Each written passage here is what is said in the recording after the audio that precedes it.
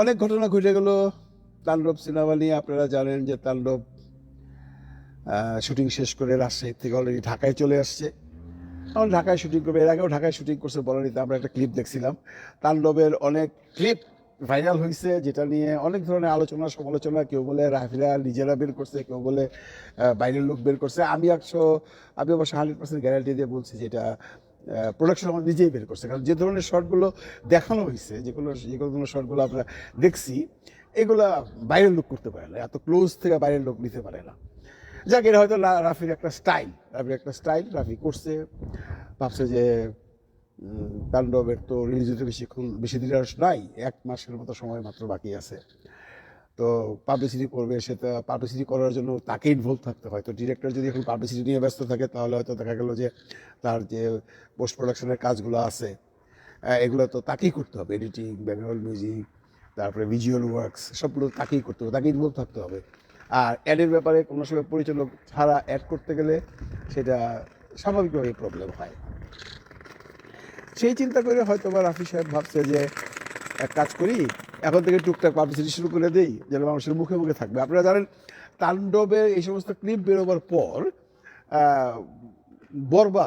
বরবাদ নিয়ে কিন্তু কথা চলে গেছে।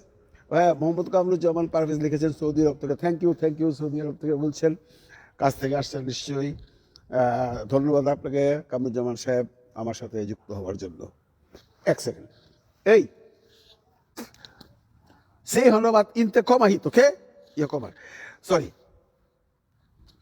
তো তাণ্ডব সম্বন্ধে এটা একটা স্টান্ট আমার মনে হয়, আমি জানি না, maybe I am wrong or right. এখানে আরেকটা দুর্ঘটনা ঘটে গেছে, সেটা নিয়েও ভিডিও করছে। আপনারা দেখছেন যে মুনির নামে আমাদের এক ফাইটের ছেলে, মানে শিল্পী, সে আমরা ফাইটার বলি না এখন, এবং কোনো সহশিল্পীকে এক্সট্রা শিল্পী বলি না, সেটা অনেক আগেই বন্ধ হয়ে গেছে।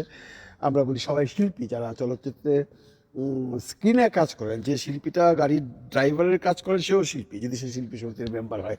কারণ একটা কথা ভাই বুঝতে হতো যে, মনে করেন আপনার একটা সিকোয়েন্স আছে যে হিরো নামবে গাড়ির থেকে, এখন ড্রাইভার দরজাটা খুলে দিবে, এটা একটা আর্টিস্ট, তাই না? সে যদি খুলে না দেয় তাহলে সে নামতে পারছে না। যদি গল্প এরকম থাকে যে হিরো কোটিপতি এসে গাড়ি থেকে নামবে, তার দরজাটা এসে আরেকজন খালাস করে খুলে দিবে, সেই যে কাজটা করবে সে একজন শিল্পী। তো মুনির ফাইটের ছেলে ঠিক বলা যাবে না, মুনির একজন শিল্পী। উনি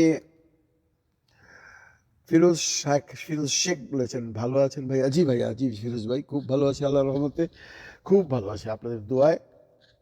ইন অল রেসপেক্টস, সব দিক দিয়ে ভালো আছে, শরীর স্বাস্থ্য ভালো আছে, খাওয়া দাওয়া ঠিক মতো হচ্ছে। তারপর কি বলবো, ওয়েদার একটু ভালো হয়ে গেছে। যদিও আমার টুপি জ্যাকেট পরে ভাবতেছেন যে কি ভাই কিসের ওয়েদার ভালো হয়েছে। ভাই এখন এখানে বাজে রাত্র 9:30। আমি খোলা আকাশের নিচে বসে আছি, দেখতেছেন পিছনে আকাশ অন্ধকার হয় নাই। আমাদের এখানে এখন অন্ধকার হবে, আজকে হবে বোধহয় 9:40 বা 45-এ, 10-15 মিনিটের মধ্যে আস্তে আস্তে আঁধার নেমে যাবে। কিন্তু ফুল ডার্ক অন্ধকার হয় না সামারে। আপনারা জানেন বা আগেও অনেকবার বলছি যে এখানের ওয়েদারটা বিচিত্র। এখানে সামারে, মানে এই যে সামার শুরু হয়ে গেছে, এখানে মানে দিনের আলো থাকে, মানে আলো দেখা যায় অলমোস্ট, এখন এই মুহূর্তে অলমোস্ট 18 ঘন্টা। এটা আস্তে আস্তে এটা 22-23 ঘন্টা হয়ে যাবে। হ্যাঁ, মোহাম্মদ বেলায়েত হোসেন, বিপুল সাহেব, আমি গাজীপুর থেকে দেখছি। থ্যাংক ইউ বিপুল সাহেব। গাজীপুরের সাথে আমার বহুত লাগাও আছে। মানে গাজীপুরের যে সিনেমা হলটা, 2টা সিনেমা হল আছে, আগে 3টা ছিল। ওইখানের মালিকদের সাথে খুব ভালো সম্পর্ক। আমি অনেক সময় গাজীপুরে যাই, অনেক সিনেমা দেখছি, বিশেষ করে উল্কায়, ঝুমরে। এনিওয়ে, মেহরাব হোসেন লিখেছেন, স্যার কেমন আছেন? অনেকদিন পরে আপনার লাইভ দেখছি। আমি অনেকদিন পরে এসেছি মেহরাব স্যার, কারণ আমি তো বলছি না, আমাদের যে এখানে সবচেয়ে বড় টেকনিক্যাল প্রবলেম হচ্ছে টাইমিং ফ্যাক্টরটা। এই যে এখন আমাদের এখানে মানে যে সময়, আপনাদের এখানে তো অনেক ডিফারেন্স হয়ে গেছে, তাই না? তো আমি জানি করলে পরে অনেকেই থাকে না, অনেকেই আসে না, বা অনেক রাত হয়ে যায়, অনেকে আসতে চায় না। এর জন্য আমি মাইন্ড করি না। আমি মনে করি যে আমার যারা ভাই ব্রাদাররা আছেন তারা হয়তো পরবর্তী সময়ে দেখে নেবেন। রুবেল রহমান শ্রাবণ লিখেছেন, কেমন আছেন আঙ্কেল? আমি ভালো আছি uncle, I am good. Thank you very much for asking me. তো যেটা বলছিলাম, মুনির মারা গেল, মানে এটা নিয়ে অনেক বিতর্ক, অনেক ধরনের কন্টেন্ট অনেকেই তৈরি করছেন। অনেকে বলতেছেন যে শর্ট দেওয়ার সময় মারা গেছে, অনেকে বলতেছেন না শর্ট দেওয়া। আমি যেটা বলছি বা আমি যেটা শুনছি বিভিন্ন মাধ্যম থেকে, যেটা চলচ্চিত্রের মানুষের কাছ থেকে, যে মুনির শর্ট দেওয়ার পরে তার শরীরটা একটু খারাপ ছিল, কিন্তু ওইখানে সে ভালো হয়ে গেছে, তাকে শুশ্রূষা দেওয়া হয়েছে, সে মোটামুটি সুস্থ, বাস খাওয়া দাওয়া করছে, বিকালে বাসায় চলে গেছে, সন্ধ্যায় আবার তার শরীরটা খারাপ হয়ে গেছে। এটাতে আমি স্পষ্টত বুঝতে পারছি একটা জিনিস, ওনার হার্ট অ্যাটাক হয়েছিল প্রথমবার এবং সেকেন্ড টাইম। আমি এই সম্পর্কে একটু জানি এই জন্য যে আমার ছোটো ভাইরা ভাই আমেরিকাতে আজ থেকে 20 বছর আগে সে বিকালবেলা একবার শরীরটা খারাপ লাগলো, শরীরটা খারাপ লাগার পরে হসপিটালে যায় নাই, আবার ম্যানেজ হয়ে গেছে, কিন্তু পরবর্তীতে 4-5 ঘন্টা পরে যখন সে হসপিটালে গেছে তখন ডাক্তার বলছে তার তো একটা সিভিয়ার হার্ট অ্যাটাক হয়েছিল। তারা ট্রিটমেন্ট করার সময় আরেকটা হার্ট অ্যাটাক হয়েছে এবং আমার ভাইটা মারা গেছে, আমার আপন ছোটো ভাই আমেরিকাতে অনেক বছর আগে। এনিওয়ে, তো মুনিরকে নিয়ে অনেকেই অনেক ধরনের জল্পনা কল্পনা করছেন, অনেক ধরনের কথাবার্তা বলছে যে শাকিব খানের এই করা উচিত, প্রোডাকশনে এই করা উচিত, ওই করা উচিত, শাকিব খান হসপিটালে গেল না। আমি বৃত্তান্ত বলছি ভাই যে দেখেন, শাকিব হসপিটালে যাইব কি? আপনারা তো একটা জিনিস দেখছেন, যেখানে শুটিং হচ্ছে সেখান থেকে যখন শাকিব বেরিয়ে গাড়িতে উঠে স্পটে যাচ্ছে, কি পরিমাণ মানুষ। তো হসপিটালে গেলে এই প্রোটেকশন কে দিবে? ডিস্ট্রিক্ট পুলিশ পারবে না প্রোটেকশন দিতে, পাবলিক তো তখন একদম ছিঁড়ে ফেলবে।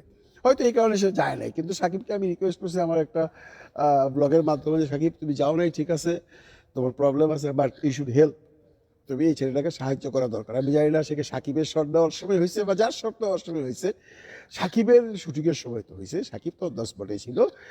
তো সাকিব চাইলে অনেক হেল্প করতে পারে এবং আমার মনে হয় সে করবে, এবং ইউনিট থেকে শাহরিয়ার শাকিল সাহেব বা রায়হান রাফি সাহেবরাও আমার মনে হয় করবে এবং করা উচিত। যেহেতু আমি আগেও বলছি যে অন দ্য স্পট, শুটিং স্পটে বাংলাদেশে কোনো শিল্পী বা কোনো টেকনিশিয়ান মারা গেছে এমন ঘটনা আমার জানা নেই।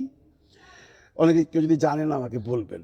আচ্ছা, রুবেল রহমান শ্রাবণ বলেছেন সবসময় আপনার কন্টেন্টের অপেক্ষায় থাকি, আপনার কথাগুলো অত্যন্ত মূল্যবান। থ্যাংক ইউ ভাই। আপনারা আছেন বলেই তো আমার ইউটিউবে আজকে অলমোস্ট 90,000 সাবস্ক্রাইবার, আর ফেসবুকে 60,000 ফলোয়ার। তা আপনারা না থাকলে কারা দেখে? মেহরাব হোসেন লিখছেন, স্যার আপনার ইউটিউব কন্টেন্ট মিস করছি, আপনি মালেক আফসারি স্যার, আপনাদের রাজনীতি বিশ্লেষণ কন্টেন্ট ভালো লাগে না, যদিও আমি দেখি আপনাদের রাজনীতি। এনিয়ে বন্ধুরা, বৃষ্টি নেমে গেছে, আজকে আর কথা বলবো না, কালকে আসবে ইনশাল্লাহ। ওকে, ভালো থাকবেন সবাই, ভালো রাখবেন সবাই।